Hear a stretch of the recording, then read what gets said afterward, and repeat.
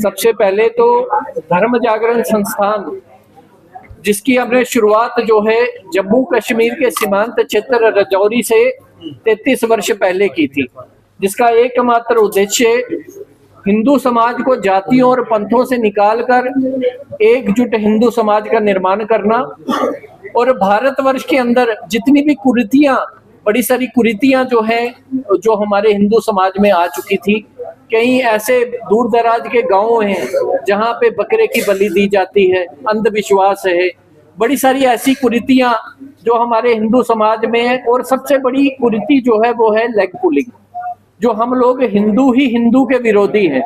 अगर कोई हमारा भाई किसी एक स्टेज पे पहुंच के अच्छा काम कर रहा है तो हम उसका सम्मान नहीं करेंगे, हम उसको सहयोग नहीं करेंगे, हम लोग उसकी लेग पुलिंग करते हैं और यही सदियों से होता आया है।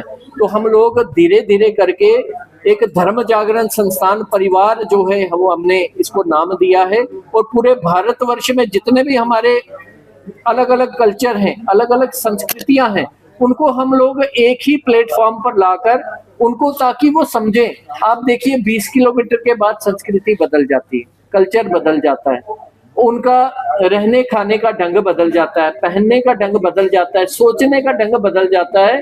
तो ये सबसे बड़ी विडंबना है हिंदू समाज को इकट्ठा करने की। तो इसीलिए हम लोगों को सबसे पहले इन सभी संस्कृतियों को जो है वो सनातन धर्म जो वो है उसके वट वृक्ष के नीचे लाना है और उनको मेन स्ट्रीम में लाना है, क्योंकि जब तक हम लोग मेन स्ट्रीम में नहीं न चलेंगे, हम अपनी अपनी जो डफली अपना अपना राग लापेंगे, तब तक हिंदू समाज का भला नहीं हो सकता। मैं इसको, हमारा संगठन जो है वो सबसे बड़ी बुराई के रूप में देखता है।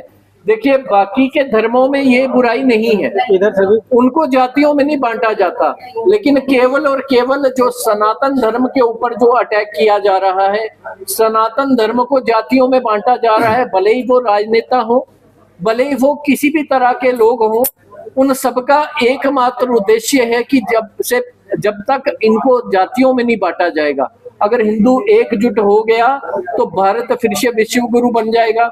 चाइना से भी फंडिंग आ रही है, अमेरिका से भी फंडिंग आ रही है, पाकिस्तान से भी संयोजित ढंग से जो है वो ये षड्यंत्र चल रहे हैं। तो इसलिए हमारा सबका दायित्व है पहले, क्योंकि हमारा अगर सनातन धर्म जीवित रहेगा तो भारत जीवित रहेगा। राष्ट्रीय संत महामंडलेश्वर श्री श्री 1008 स्वामी कृष्णानंद जी महाराज है जी। आज धर्म जागरण में आपको क्या उपाधि दी और किस तरीके से कार्य करेगा? हमें धर्म जागरण संस्थान ने राष्ट्रीय उपाध्यक्ष की उपाधि दी है और हमें जिम्मेदारी दी है हमारे कार्यों को देखते हुए, क्योंकि मैं बाल्यकाल से ही समाज के लिए, देश के लिए, धर्म के लिए, शिक्षा के लिए, संस्कृति के लिए, प्रकृति के लिए, पर्यावरण के लिए, पशु पक्षी के लिए अपने स्तर से मैं लड़ाई लड़ता रहा हूँ। जो देश के लोगों ने देखा है कि हमने जमीनी स्तर पे लड़ाई लड़ी है।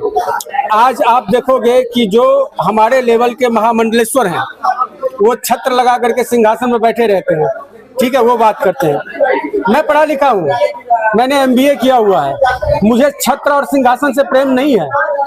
मैं धरती पे रह करके जिम्मेदारी के साथ ग्राउंड लेवल पर मैं काम करना चाहता हूँ और देश के जितने भी शोषित वंचित लोग हैं, जो डिजर्विंग है और जिनको नहीं मिला है वो अधिकार, उनको अधिकार दिलवाना हमारा कर्तव्य है। और धर्म जो है वो किसी भी देश के लिए सबसे प्रमुख अंग है। धर्म जागरण संस्थान के साथ क्योंकि आपके पास सब कुछ है, महामंडलेश्वर है, तो आपने ये संस्थान का चोला क्यों लिया? ये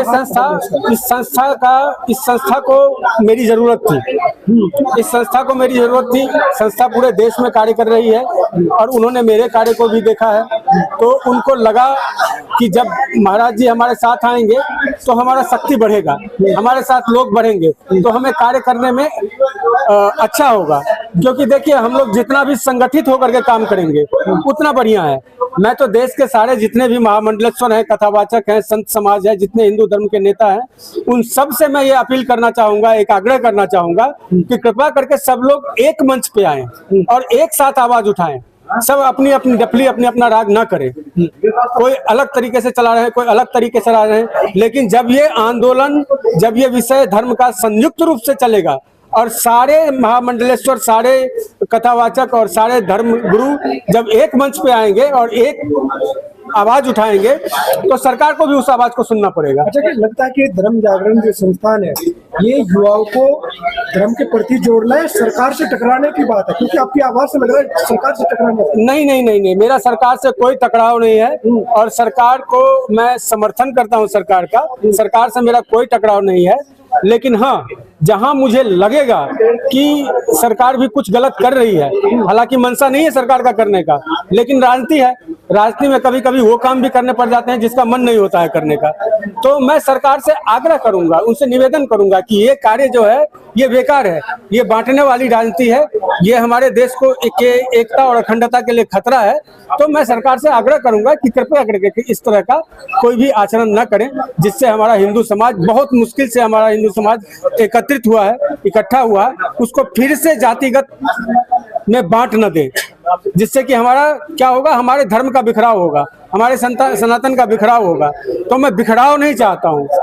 अगर योगी जी बोलते हैं कि बटोगे तो कटोगे, एक रहोगे तो नेक रहोगे, तो ये सिर्फ भाषण में नहीं होना चाहिए, ये प्रैक्टिकल रूप से होना चाहिए। और इसी प्रैक्टिकल रूप से होने के लिए मैं देश के सारे साधु संत समाज महामंडलेश्वर धर्म गुरुओं से मैं आग्रह करूंगा कि एक हो जाएं और एक होकर के, संगठित होकर के अगर हम किसी चीज के लिए लड़ेंगे तो सरकार को भी उसको सुनना पड़ेगा। सूर समाज को बांटने के लिए तो ये कानून क्यों लायक होगी? सबके साथ रहो, कटोगे बटोगे, वही सवाल बनता है। तो क्यों इन नेताओं ने ऊपर से ये कानून लेके आए? देखिए, ये कानून शायद आप लोगों को भी पता होगा कि ये आरक्षण और ये बिल, ये सब ये आज की नहीं है, ये बहुत पुरानी है और इसके कोर्टों में और बाकी चीजों में फंसते दुर्भाग्यवश इस समय जो है ये बिल ऊपर आ गया। तो ये सब राजनीति होता है, राजनीति में एक दूसरे को नीचा दिखाने के लिए, गिराने के लिए, अपनी वोट बैंक बनाने के लिए हर आदमी अपने तरीके से करता है। ऐसा कोई भी बिल या विधेयक इस देश में पास नहीं हो पाएगा जो इस देश को, इस राष्ट्र को बांटने का काम करेगा, समाज को बांटने का काम करेगा, सनातन को बांटने का काम करेगा।